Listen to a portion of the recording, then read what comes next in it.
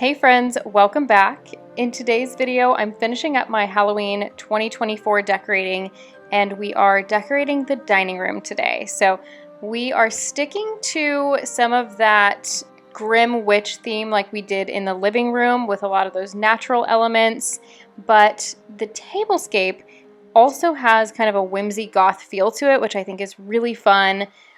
Kind of feels practical magic, very nostalgic, so I think you're going to really enjoy that. We're going to start off here in the china cabinet and create kind of a witch's apothecary in here before moving on to our table.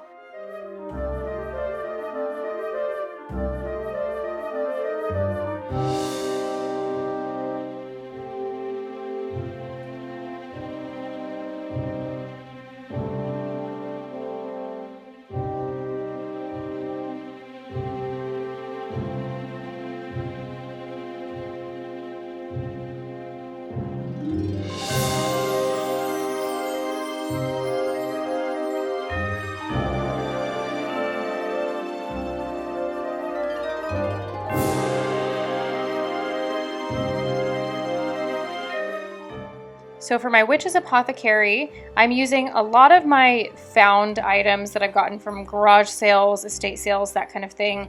I love this little copper bucket. It reminds me of something that would be in a witch's kitchen, which is exactly what I'm going for here. Old bottles are always great, old books. Dried florals or herbs of any kind really work well if you can get rolls of sage. I have some bottles that I filled with some dried florals and crushed up flower petals, things like that. Those are all things that I would suggest using if you're trying to create a witch's apothecary. I always like mine to feel mostly authentic, more like a movie set than Halloween decor, but I do still like to add in the addition of bones, skulls, spider webs, things that still give off Halloween, rather than just looking like year-round decor, because I do use a lot of this stuff year-round. Those encyclopedias, that black book back there is part of a set of encyclopedias that I got, and they look like spell books. They're so cool, and I found those just in time for Halloween this year.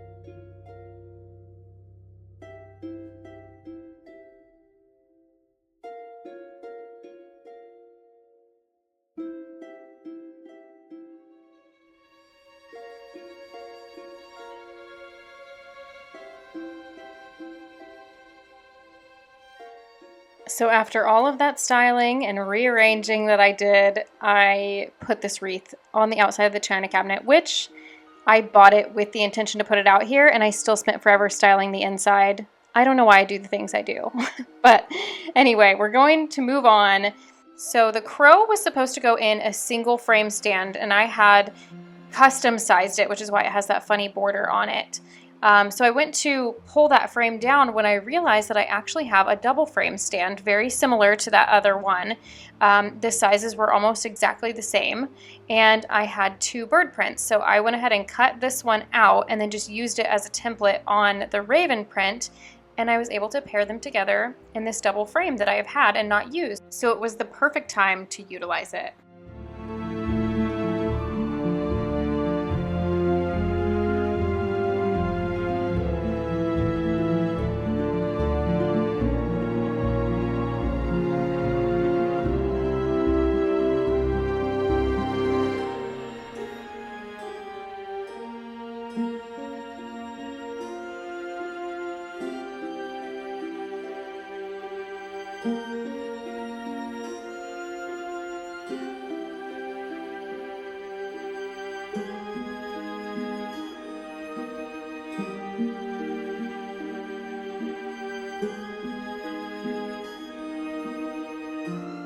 I was really happy with the styling of the top of the china cabinet already, so I'm only doing a couple of little tweaks here. I'm going to add this cinnamon broom garland that I made last year, and then we're going to fill out the bird cage with some grapevine and fairy lights.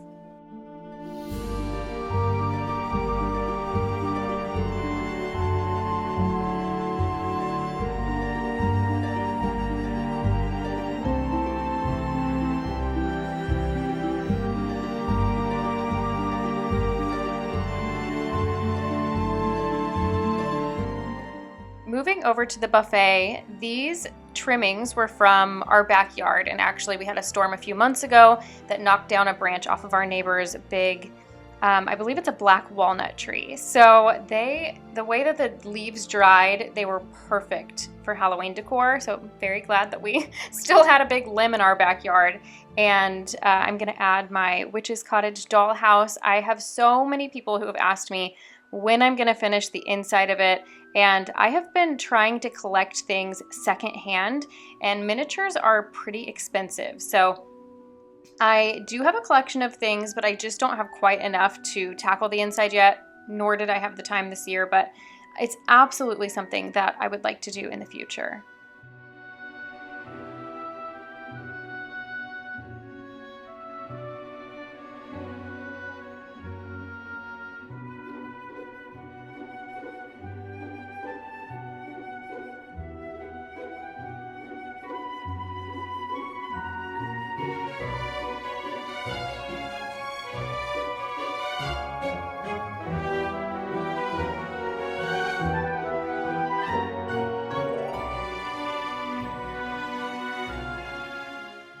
I found this tablecloth a few months ago and knew it would be perfect for a sophisticated witchy tablescape. It definitely adds that Whimsigoth feel to the table, which I love. The fringe on it is so fun and just gives it a really high-end look. So the material is nice and thick. I was really happy with this purchase. I will say that I made the mistake of ordering one that was way too long for my table, and I didn't realize it until I started filming, basically. So I do think it would look a little better if it had been a little shorter, but still, absolutely love it. Moving on to the center of the table, we're going to use more of my dried hydrangeas, which we planted some limelight hydrangeas this past spring, and it has been so nice to be able to bring my own blooms inside and then let them dry out. They make the perfect dried floral for fall.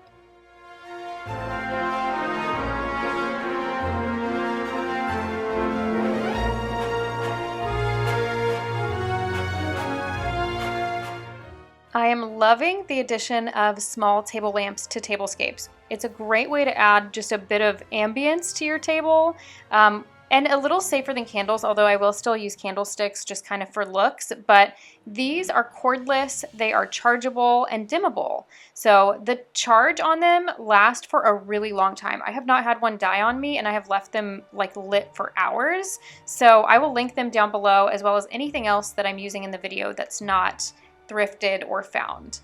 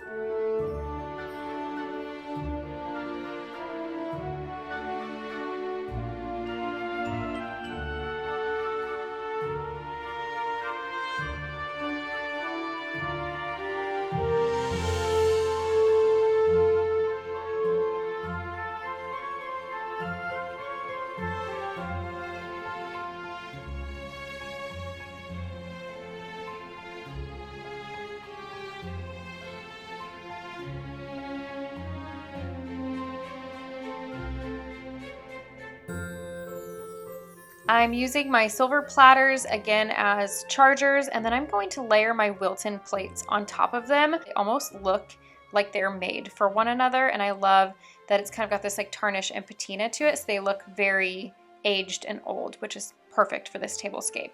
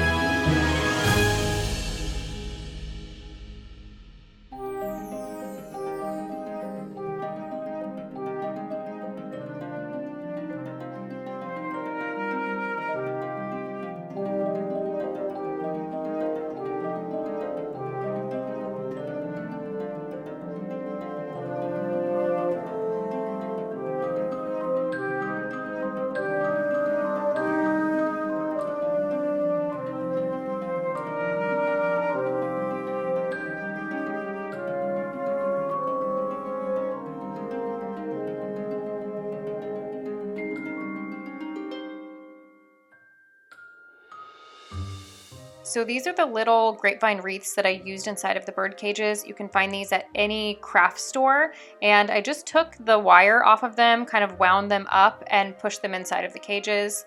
I also added some dried leaves in this one as well. I think I maybe used 2 wreaths in here, and then the other one probably took 3 or 4. I also found this gorgeous brass star garland. These are handmade, and you can tell when you look at them closely, they do have kind of a bit of like bending from where they were cut out, some imperfections, but that's what makes them so charming. I have some wooden star garlands that I like to use around the holidays that I love, but they just don't shine like this brass star garland. So really love it. I'm going to use them again probably for Christmas and even New Year's Eve.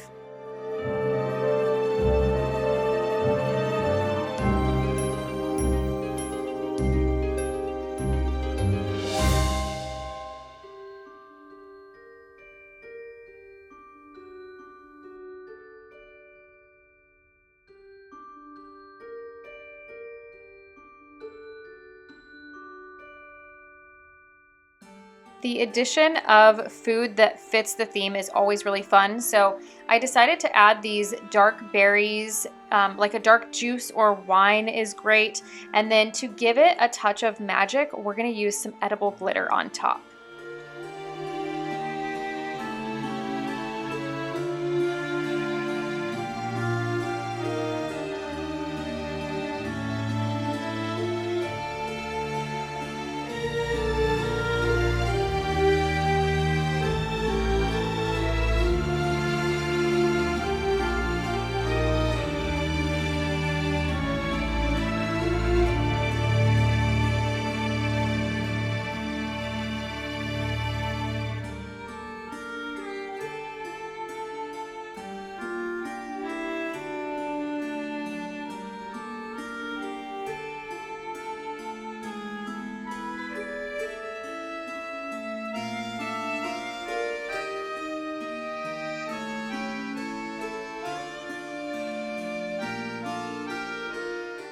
Our table was looking very pretty, but it needed a couple of little creepy crawlies just to give that spooky element.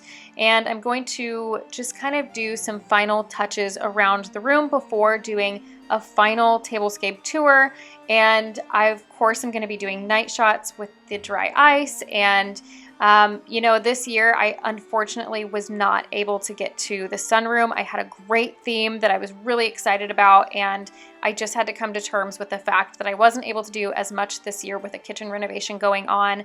So I will continue to kind of build on that theme over the next year and hopefully be able to bring it to you next year.